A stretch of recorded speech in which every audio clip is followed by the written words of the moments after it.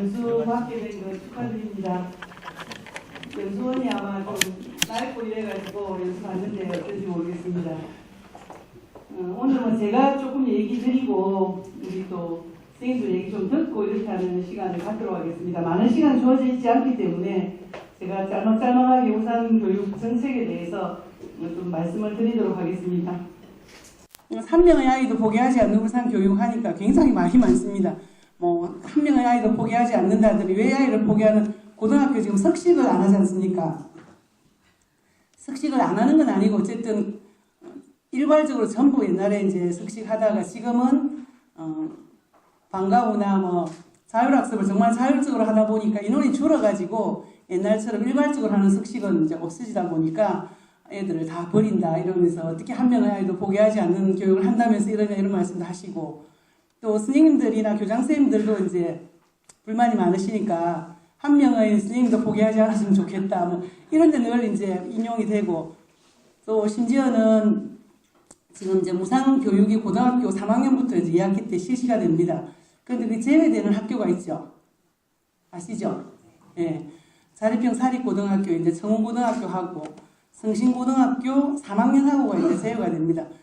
지금 현재 무상급식도 그렇게 이제 제외가 되고 있으니까 그런 때도 얘기를 합니다. 1명의 아이도 포기하지 않는다는 왜 우리는 포기하느냐 이렇게 얘기를 합니다. 그래서 1명의 아이도 포기하지 않는다는 게 좀 약간 오해가 있구나 이런 생각이 들거든요. 1명의 아이도 포기하지 않는다는 게 제일 중요한 거는 저는 다양성이라고 생각합니다. 실제 우리 애들을 여태까지는 거의 지금 좀 많이 바뀌고 있지만 대부분 학교라 그러면 성적으로 우리가 줄을 세우는 역할을 많이 하지 않습니까? 성적으로 줄 세우는 거는 절대 아이를 포기 안 할 수가 없습니다. 줄 세우면 어쨌든 줄이 있으니까 점수를 매겨야 되고 그러다 보면 자연히 밑에 서지는 애들이 있게 마련이기 때문에 그래서 1명의 아이도 포기하지 않는 우상교육이라 그러면 성적으로 줄 세우는 교육을 제가 낡은 교육이라 그랬습니다.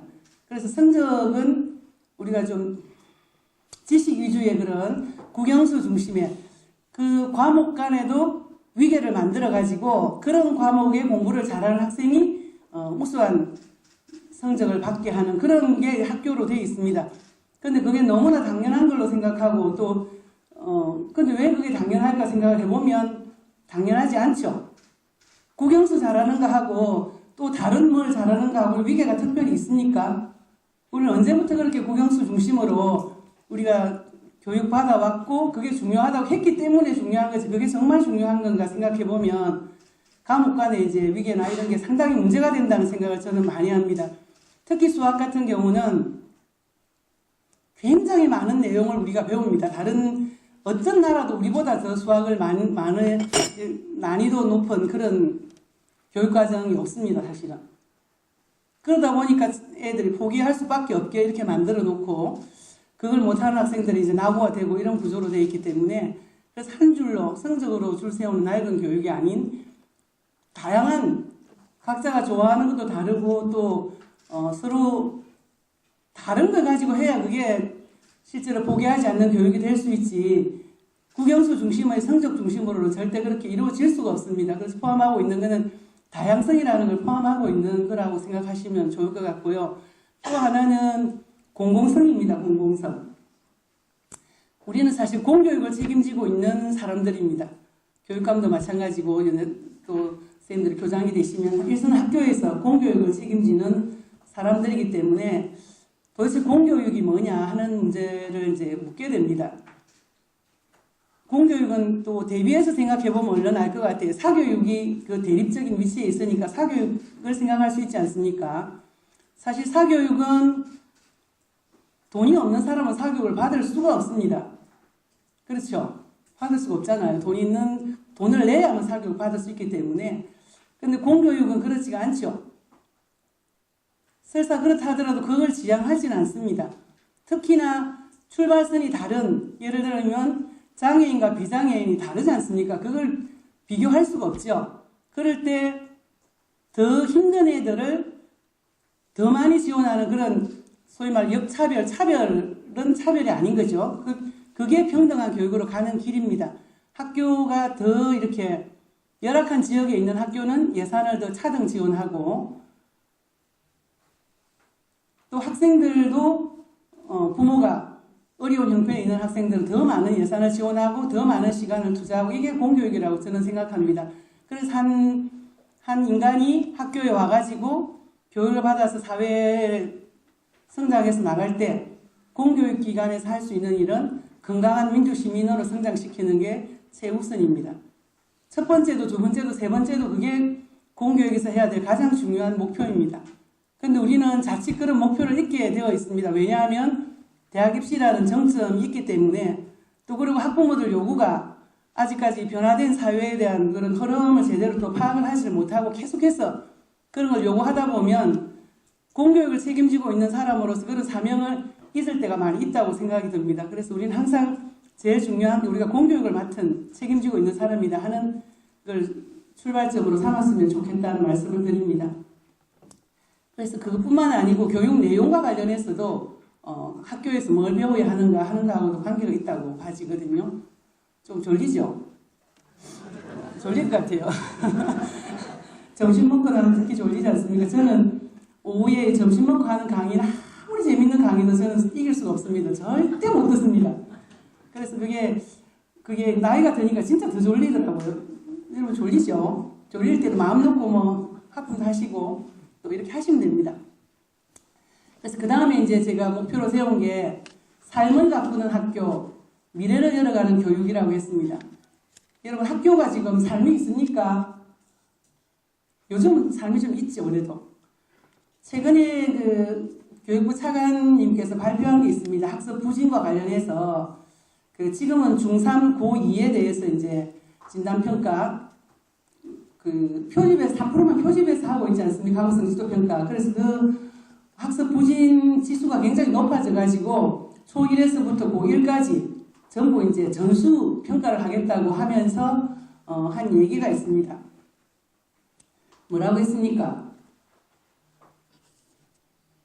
성적이 굉장히 나빠졌다는 거죠. 그래서 성적이 굉장히 나빠져서 이제 부진 학생들을 관리를 하겠다는 게 핵심입니다. 동의를 합니다. 그런데 그때 같이 조사된 게 있었습니다. 학생들이 이전보다 학교 생활이 즐겁다는 지표가 훨씬 높아졌습니다. 그거에 같이 조사됐는데 그 조사 결과는 발표에서 빠져 있더라고요.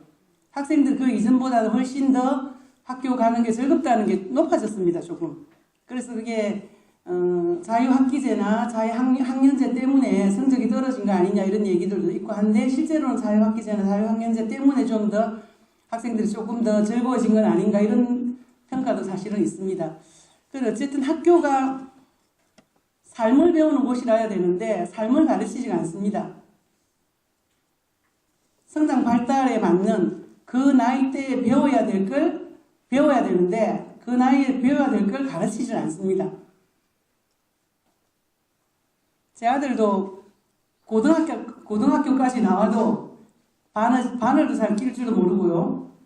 남자들이 이 손놀림이 굉장히 둔한 애들이 있거든요. 거의 손치라고 할 수 있죠.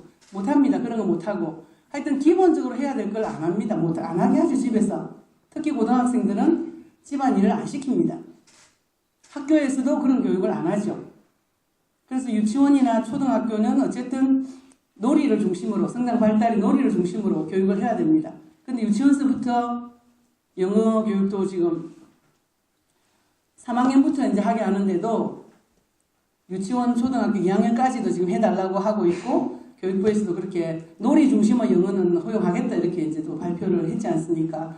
그래서 유치원과 초등학교는 애들을 놀이를 중심으로 교육을 해야 되고 초등학교에 기본적으로 배워야 될 게 놀아야 됩니다. 노는 게 배우는 겁니다. 그래서 학교 공간도 애들이 잘 놀 수 있도록 공간도 구성을 해야 되는 거죠. 학교 가보면 지금 많이 달라져 있습니다. 옛날하고 많이 달라져 있고 특히 이제 꼭 배워야 될 게 뭐 바느질이라든지 요리를 한다든지 목공이라든지 이런 손놀림을 움직이는 이런 교육을 해야 되는데 그 시설도 제대로 안 돼 있고 그러다 보니까 우리가 이제 지적인 교육 중심으로 많이 하고 있는데 그 교육 내용이라도 이제 좀 달리 해야 되겠죠. 그러면 그죠? 애들 참여시키는 방식으로. 아니 콧물이 자꾸 나. 움직이는 방식으로 이제 해야 되는데 그래서 아이들이 삶이 없는 학교 그래가 뒤늦게 이제 삶을 건너뛸 수는 없기 때문에 그 나이 때 제대로 배우지 못하게 되면 나중에 그게 결핍이 일어납니다. 제가 그런 경우 굉장히 많이 봤거든요.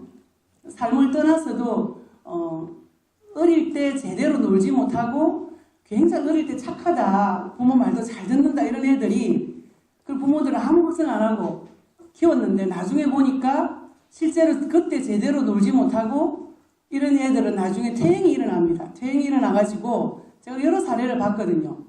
다 커서 부모들한테 다시 의지를 하고 이런 경우를 제가 많이 봤습니다. 어릴 때 충분히 부모의 사랑도 받고 이래야 되는데 저는 이제 돌봄을 우리가 전일 돌봄으로 완전히 국가가 책임지겠다고 지금 하고 있죠, 정책이. 그래서 그런 정책이 옳은지 저는 의심을 갖습니다, 사실은. 어릴 때 부모랑 보내는 시간이 사실 많아져야 되는데 부모들을 계속 이제 일하는 시간을 늘려가지고 자식들을 전부 국가에서 돌봄을 하는 형식으로 지금 가고 있습니다. 그래서 초등은 보면 마치고 나면 또 방과 후 하고 나면 돌봄 이렇게 되니까 뭐 모든 걸 학교에서 다 하라 그러죠. 그래서 정말 일하는 시간을 줄여서 부모들을 빨리 퇴근을 시키고 애들도 집에서 부모들과 지내고 특히 어린 애들은 그렇게 해야 되는데 지금 거의 부모들하고 보내는 시간이 없습니다. 학원을 뺑뺑이 돌고 또 학교에서 돌봄을 하고 있고 이렇게 이제 그런 결핍들이 나중에는 중고등학교에서 많은 문제들을 저는 이야기한다고 생각이 들거든요. 그래서 지금 이렇게 이제 국가 돌봄으로 가는 이런 부분들이 저출산이나 이런 문제는 일정하게 도움은 될지 몰라도 우리 아이들이 커 나가는 이런 과정에서 도움이 되는가 하는 생각이 많이 듭니다. 사실 우리가 옛날보다는 훨씬 더 가족 중심적이고 이렇게 서구나 이런 데보다는 가족 중심적이라고 굉장히 많이 얘기를 했지 않습니까? 그런데 실제로 그렇지 않습니다. 북유럽이나 이런 데 가면 다 일찍 퇴근해서 가족들끼리 다 지내죠. 밤늦게 술을 파는 것도 사실 없고요. 그래서 가족들끼리 다 지내는 걸 굉장히 중요하게 생각하는데 우리는 가족들과 지낼 시간이 거의 없습니다. 아침에 고등학교쯤 되면 이제 뭐 아침에도 밥 먹고 갈 시간도 제대로 없죠. 점심, 저녁 같이 한 끼 밥을 먹는 시간이 있을까요? 그래서 이렇게 이제 사실 앞만 보고 달려가는 이런 교육이 올바른 건지 전체적으로 돌아보면서 지금 여러 가지 문제들이 이런 데서 발생하지 않을까 그런 생각을 합니다. 그래서 어쨌든 삶이 있는 학교가 돼야 된다. 삶이 있는 학교 교육을 한다고 해서 그게 나중에 대학 가고 이런 데 무리가 있다고 생각하면 절대 안 됩니다. 그런 생각을 늘 합니다. 우리가 뭐 다른 교육을 얘기하면 그럼 대학 시험은 어떡하냐 이렇게 이제 나오는데 그건 좀 더 여러 가지 생각해 볼 거리라고 생각을 합니다.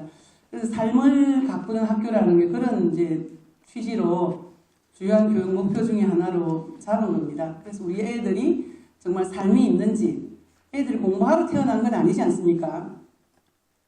공부하려고 태어난 건 아닙니다. 그리고 또 공부는 우리가 소위 말하면 국영수사가 그것만 공부라고 생각을 하죠.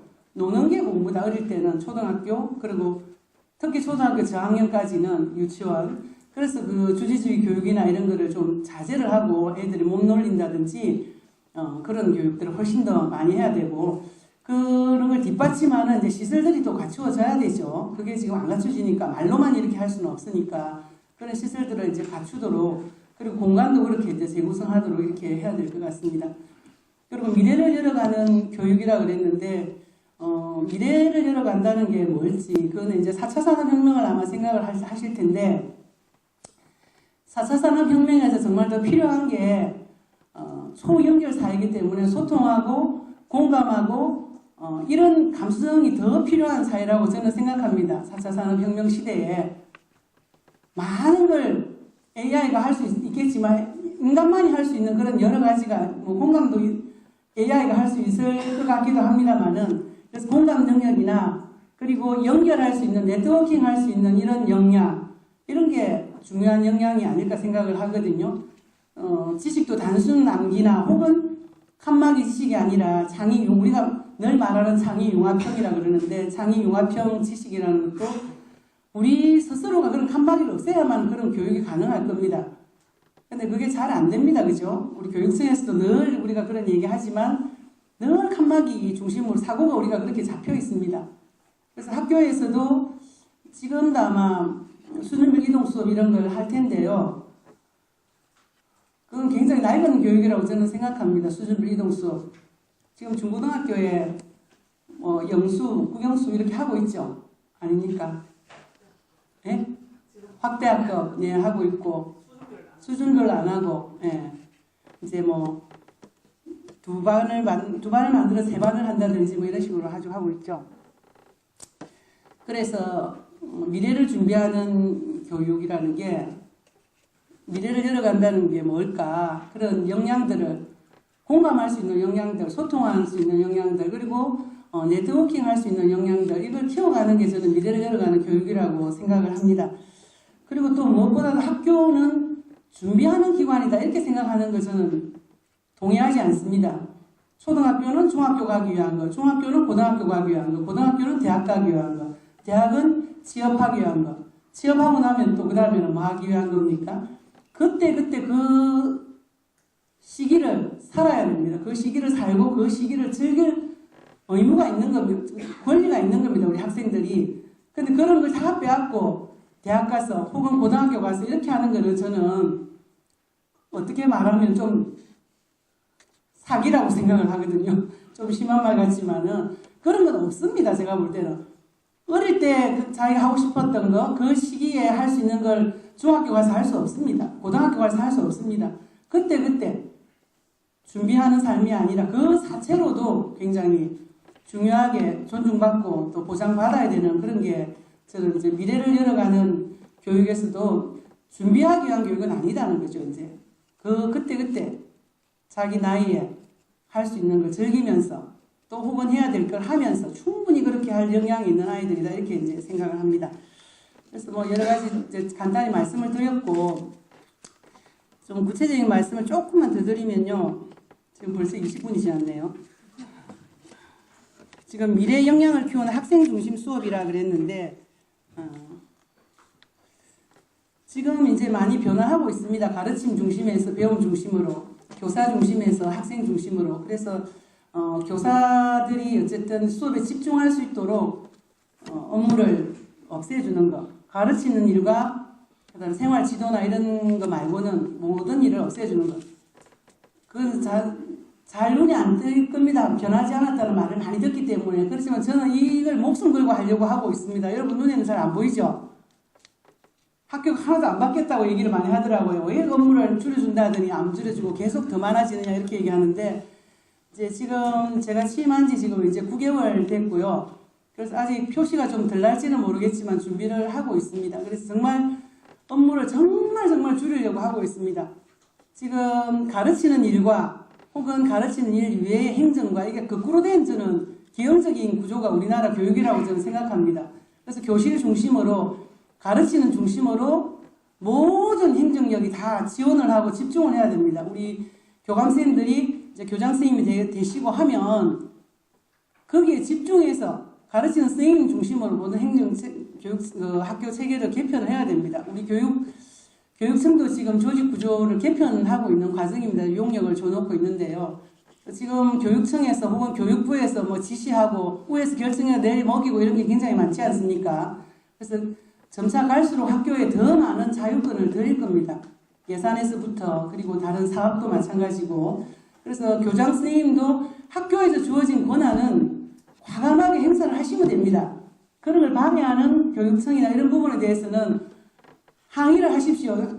내려오는 걸 다 하시기 때문에 제가 교원 노조에도 항상 그렇게 얘기합니다. 뭘 하면 계속 교육청에도 해달라 그러는데 왜 해달라 그러느냐. 교육청에 그냥 학교에서 하라고. 이걸 못하겠다고 거절을 하라고 얘기를 합니다.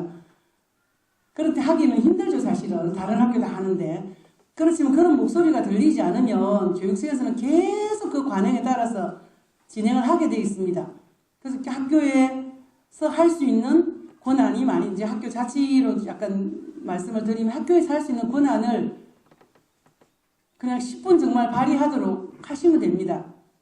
많은 것들을 할 수 있습니다. 학교로 권한이 많이 내려져 있고요.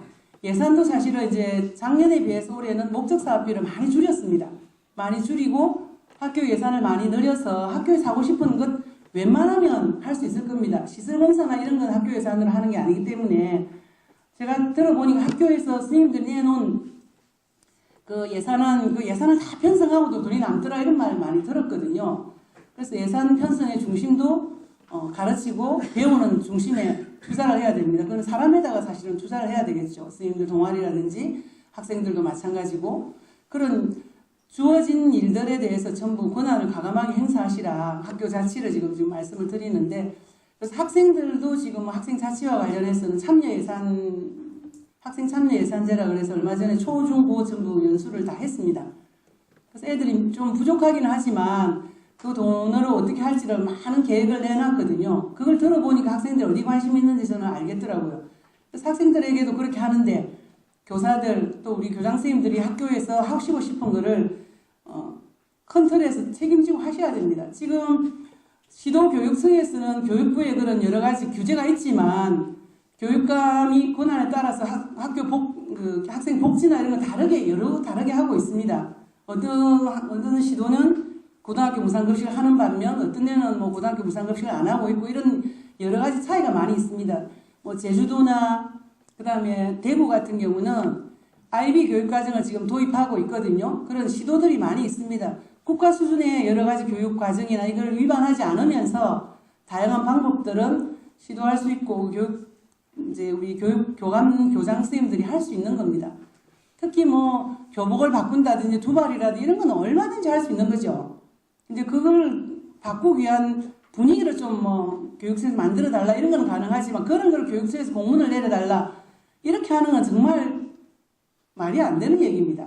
그런데 지금 일정한 교육청에서 그런 공문을 내리기도 하죠. 예를 들면 방과 방학 때 근무조 관련해서 이제 공문 내린 것에 대해서 우리 교장선생님, 교감선생님들이 불만이 많으셨잖아요. 그렇죠. 근데 그런 공문을 사실은 내릴 필요가 없는 겁니다.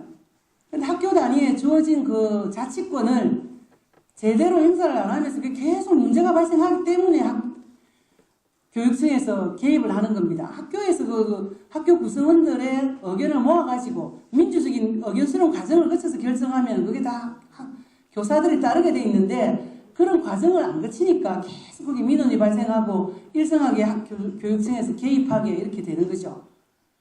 그래서 제일 훌륭한 저는 리더십은 민주적인 리더십이죠. 제일 중요한 게. 그게 소통하고 공감하고 이런 겁니다. 그걸 해내지 못하면은 지금 안 되는 겁니다. 교육감도 마찬가지고요.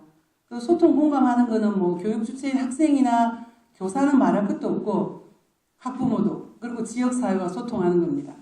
여러분 어느 정도 얼마나 학교가 소통하고 있는가를 잘 돌아보시면 될 것 같습니다. 저는 지금 이제 저희 교육청이 서울시하고 MOU를 체결할 생각입니다.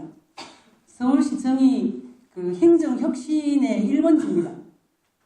경기도도 지금 많이 달라지고 있는데 일단 서울시는 굉장히 행정이 혁신되어 있습니다. 가보면. 그래서 서울시청하고 MOU를 체결해서 그 선진 행정 체계를 제가 좀 배우려고 하고 있습니다. 그 중에 하나가 결제할 때 반드시 어떤 협의 과정을 거쳤는가 결제란에 딱 들어 있습니다.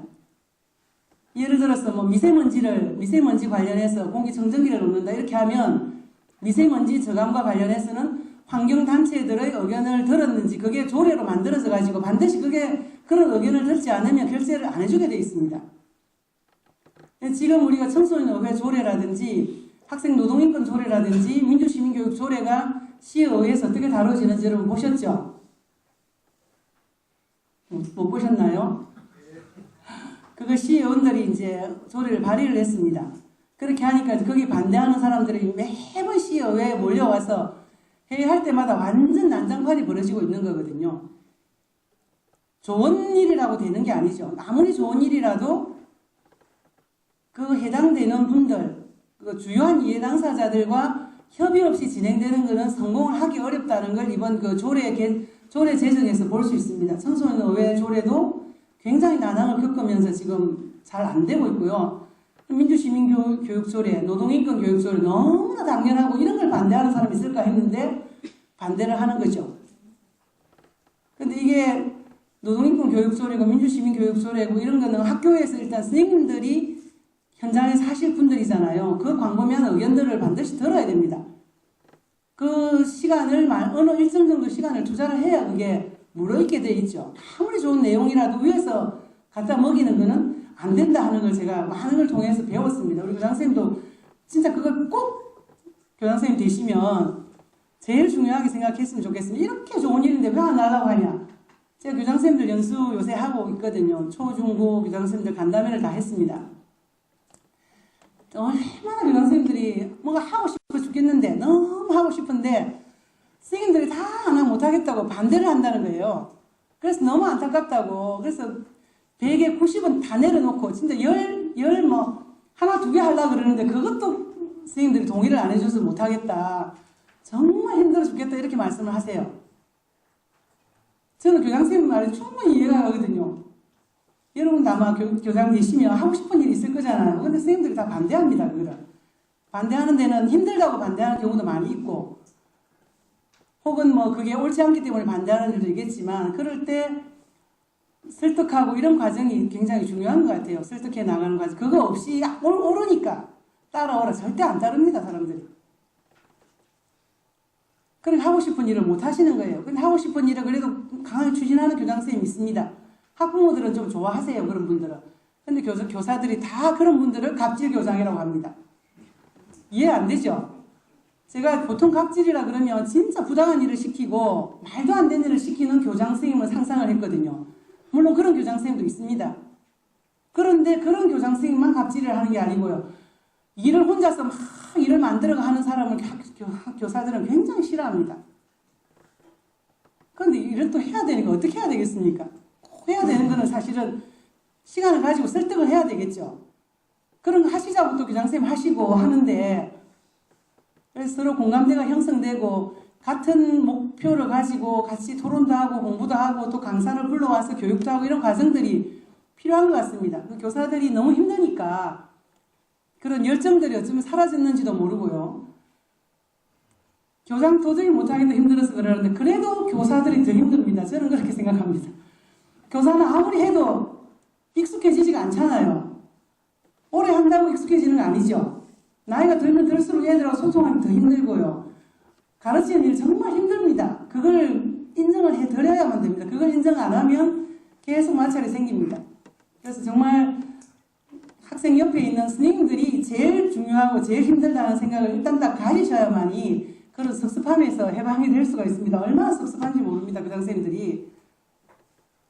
그래서 섭섭해 하시지 마시고 나도 평균사 할 때도 아마 그랬을 거다 이렇게 좀 생각하시면 좋지 않겠나 생각을 합니다. 그래서 아까 몇 가지 말씀드렸는데 미래 역량을 키우는 이런 말씀을 드렸는데 울산이 사실은 다른 시도보다는 교육 인프라가 굉장히 부족합니다. 제가 그런 걸 진짜 느낍니다. 우리가 5월달에 이제 교육감 협의회가 울산에서 열립니다. 다른 데서 1박 2일로 교육감 협의회 하고 나면 주요한 회의를 첫날 하고 그 다음 날은 보여주고 싶은 그런 교육 관련 이런 시설을 보여줍니다. 근데 울산에 보여줄 게 없어요. 정말 없습니다. 우리는 그동안 뭐 했나 싶기도 하고요. 그래서 이런 얘기를 드리는 게 그만큼 학생들이 체험할 수 있는 그런 공간들, 새로운 걸 경험할 수 있는 체험처라든지 이런 게 많이 없다고 보면 되겠습니다. 그래서 지금 이제 수학문화관을 비롯해서 그 다음에 진로교육관이라든지 여러 가지를 지금 고민을 하고 있습니다. 그래서 빠른 시일 내에 구축을 할 생각이고요. 그래서 미래를 열어가는 교육을 하고 싶어도 그런 게 많이 없다는 겁니다. 그래서 이런 부족한 인프라들을 어떻게 갖출 건가 하는 게 이제 울산시의 또 숙제이기도 합니다. 저희들이. 그래서 학생 중심 수업이라는 건 아까 말씀드렸다시피 이제 그 교육 과정에 제일 중요한 게 교육 과정에 천착을 하셔야 됩니다. 교장 선생님 되시면 지금 교감 선생님 되시니까 이미 다 그런데 천착을 해 계시겠지만 교육 과정을 제대로 좀 이해해서 그런 선생님들이 잘 받아들일 수 있도록 이렇게 전파하시는 역할들을 하셔야 될 것 같습니다. 그리고 아까 교육자치를 꼽히는 그 혁신교육이라고 그랬는데 울산에는 사실 혁신학교가 지금 9개, 초등학교 9개가 진행이 되고 있는데요. 전국적으로 이제 혁신학교가 이미 실험들이 많이 끝났기 때문에 울산에는 그 실험이라기보다 이제 새로 학교 혁신으로 가는 게 중요하다고 이렇게 생각을 하고 있습니다. 제일 중요한 게 사실 혁신이라는 게 도대체 뭔지에 대한 그런 생각들이 있어야 될 것 같습니다. 무엇보다 학교에서 주어진 권한을 저는 잘 행사하라고 말하고 싶습니다. 학생들, 학생자치, 그리고 학부모회, 그리고 교사들 그걸 저희들이 조례를 다 만들 겁니다. 지금 학부모 지원 조례는 이미 이제 다 준비를 다 했고 해 올리기만 하면 되는데요. 그래서 학부모 지원 조례도 교사들이 또 업무가 늘어난다고 반대한다고 제가 일부 교사들이 반대한다고 들었습니다. 업무가 늘어나는 부분 때문에. 지금도 어차피 학부모 회의는 있지 않습니까? 그래서 학부모도 교사나 교장 선생님의 의견을 들어서 하는 그런 사람이 아니고 스스로 학교 교육에 참여하는 주체라는 그런 생각을 하셔야 될 것 같습니다. 학부모들이 정말 스스로 의지를 가지고 참여하면 저는 훨씬 도움이 될 것 같습니다. 정말 아이들 여러 가지 교육 문제도 같이 협의도 할 수 있고 이러니까 그래서 학부모에 대해서도 교장 선생님들께서 교장 되시면 특별히 좀 관심을 가지고 지원을 해주십사 하는 말씀을 드리겠습니다. 그리고 학교 안전이나 교육복지와 관련해서는 울산 교육복지는 전국 거의 최고 수준의 빠른 시간에 돌파했습니다. 고등학교까지 완전 무상 급식을 이뤄냈고요. 그 다음에 중학교, 고등학교 지금 반만 지원하고 있긴 하지만은 교복을 지원하고 있고 초등학교, 중학교 수학여행비를 지급하고 있습니다. 그리고 초등학교 4학년 치과 주치의제를 도입하고 있고 또 유치원, 사립 유치원까지 무상 급식을 지금 올해 시행을 했습니다. 그래서 전국적으로 봐도 결코 뒤지지가 않습니다. 그리고 올 2학기부터는 이제 고3부터 또 교육부에서 한 해 앞당겨가지고 무상 교육을 실시하고 있기 때문에 이제 고등학교까지는 무상 교육 시대가 열린다고 보시면 될 것 같습니다. 그래서 여기서 이제 좀 소외되는 그런 아이들 어릴 때부터라든지 더 많은 예산을 집중해서 그들이 소외되지 않고 사회의 구성원으로서 어릴 때부터 이렇게 일탈되지 않도록 하는 게 공교육에서 해야 될 가장 중요한 일이라고 생각하고 그런 부분들은 교장 선생님 되시면 각별히 좀 챙겨주십사는 말씀을 제가 드립니다. 그리고 참여와 소통으로 투명하고 청렴한 행정이라고 그랬는데 울산 교육청에서는 지금 원스트라이크 아웃제를 실시하고 있습니다. 우리 선생님들하고도 많이 관계가 될 텐데요. 지금은 직무와 관련해서 혹은 직무와 관계가 없어도 아마 그런가요? 100만 원을 금품을 수수하면 원스트라이크 아웃제를 도입하고 있습니다. 근데 우리 교육청에서는 10만 원 이상의 금품을 수수하면은 원스트라이크 아웃제를 도입한다고 해서 그렇게 하고 있습니다.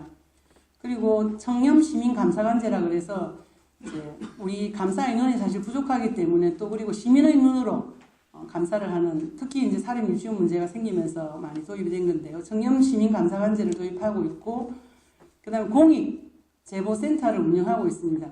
이 공익 제보센터에 상당히 많은 제보가 들어오고 있습니다.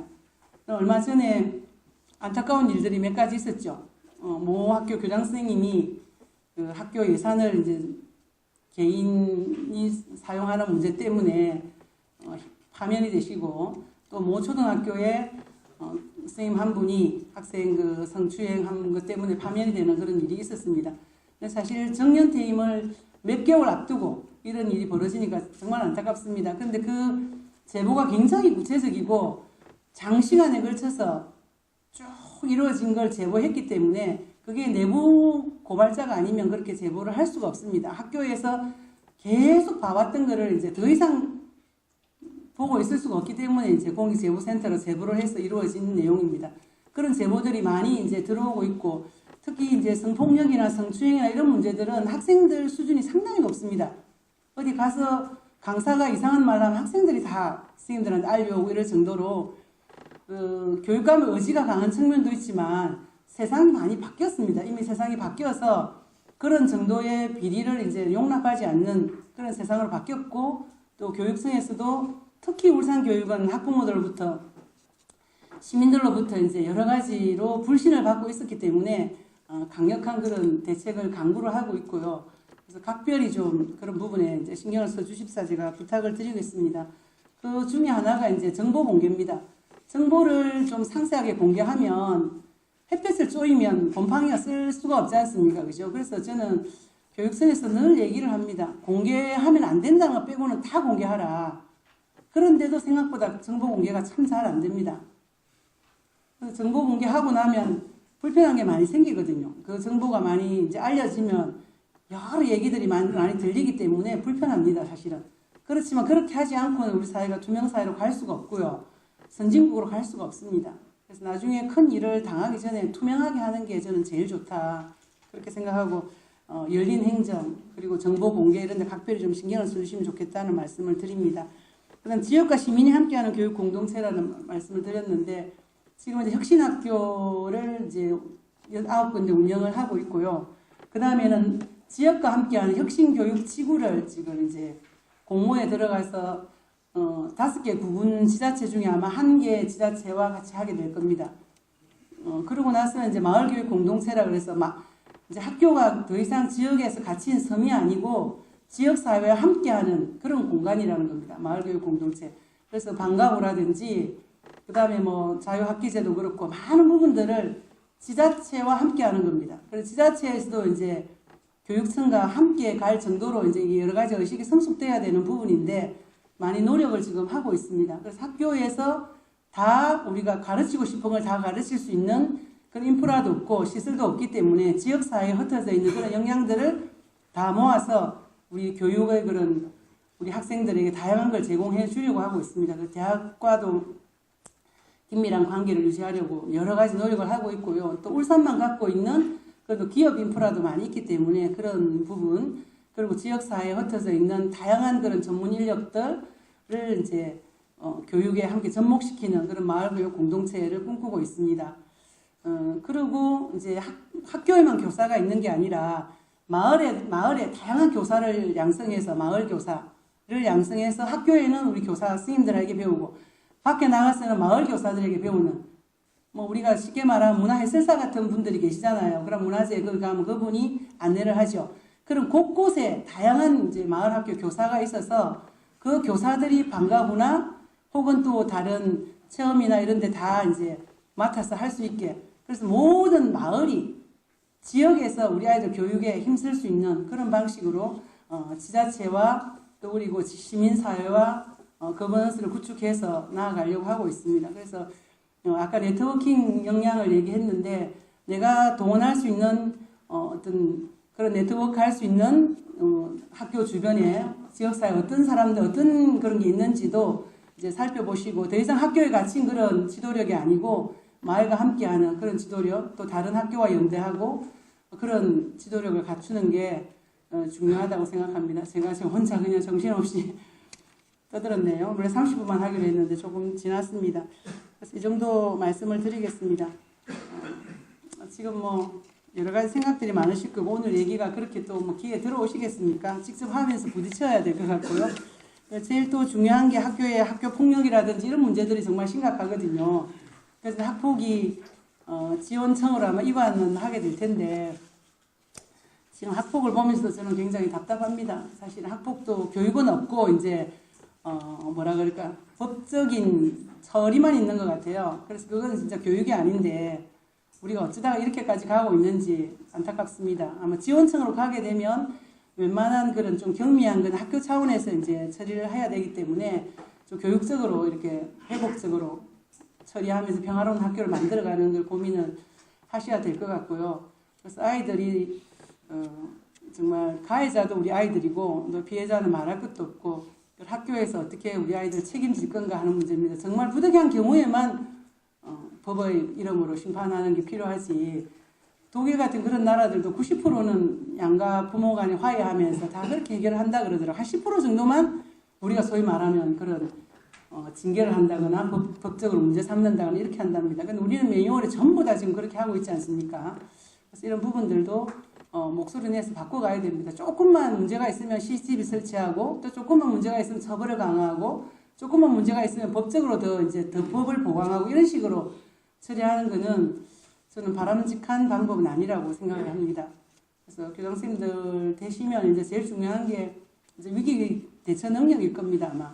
지금 오늘 세월호 5주기를 맞으면서 정말 국가가 그런 위기 대처 능력이 없으니까 어떤 참사가 벌어지는지를 우리는 똑똑한 그런 체험을 했지 않습니까? 그래서 여러 스님들이나 저나 정말 어떤 일이 우리에게 닥칠지 모르기 때문에 항상 스스로를 단련시키고 또 위기에 대처하는 역량을 키워내고 이런 게 필요할 것 같습니다. 제 얘기는 이 정도 드리고 남은 시간은 잠깐 얘기 듣도록 하겠습니다. 네, 고맙습니다.